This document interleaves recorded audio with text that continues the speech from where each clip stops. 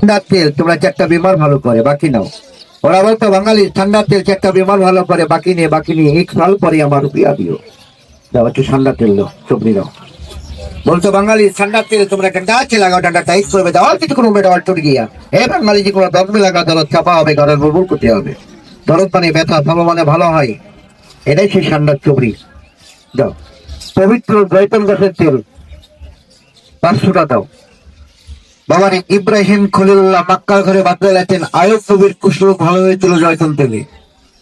আপনার যদি কোনো গজল ব্যাধি থাকে, আল্লাহ রব্বুল আলামিন এই জয়তুন তেলের উকিলাই আপনার গজল ব্যাধি মুক্ত হতে পারে ইনশাআল্লাহ। যদি কোনো ব্যক্তি নিতে চান আমার 100টা টাকা দিতে পারেন। একজন ব্যক্তি আমি একটা তেল বিক্রি করবো। কোন ব্যক্তি আছেন দেখেন তো? মায়ের জন্য, বাবার জন্য পৃথিবীর মুখে সবচেয়ে বড় ইবাদত আল্লাহ করে মা বলে।